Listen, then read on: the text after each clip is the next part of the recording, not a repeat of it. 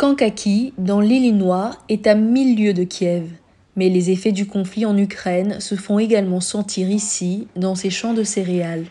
L'invasion russe en Ukraine, qui dure depuis 11 semaines maintenant, a mis en péril l'approvisionnement mondial en blé, maïs, orge, mais aussi en huile de cuisson et engrais. Les prix alimentaires mondiaux ont augmenté de près de 13% depuis le début du conflit, selon la Maison-Blanche. Vous êtes littéralement l'épine dorsale de notre pays, ce n'est pas une exagération. Et vous nourrissez également le monde.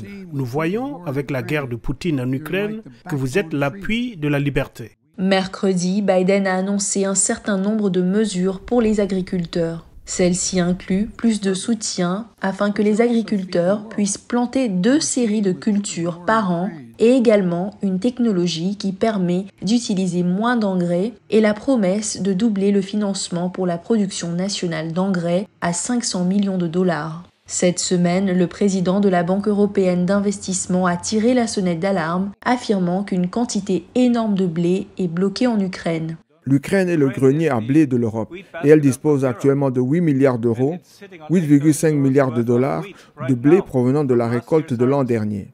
Ils ne peuvent pas l'exporter car ils n'ont pas accès à la mer. C'est l'un des principaux problèmes auxquels nous devons nous attaquer car ce sont des gens industrieux.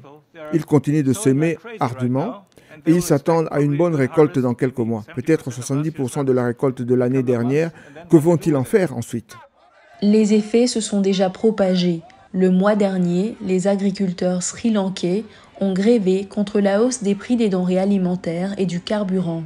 Ces protestations ont abouti à la démission du cabinet et de leur premier ministre. Et selon les analystes, la crise risque de s'aggraver dans les régions du monde où les ressources sont déjà insuffisantes. Il s'agit d'un véritable retournement de situation pour l'économie mondiale. Ce sont les pays les plus touchés, ceux qui dépendent fortement des importations de nourriture et d'énergie. Ils vont vraiment être durement touchés. Et au niveau politique, ça va être extrêmement difficile pour ces pays. Et l'histoire nous montre que l'humble grain détient un immense pouvoir. Lorsque le prix du pain a grimpé en flèche en 1788 en France, les paysans se sont révoltés, exigeant une gouvernance régie par les principes de liberté, d'égalité et de fraternité. L'année suivante, la révolution a eu lieu.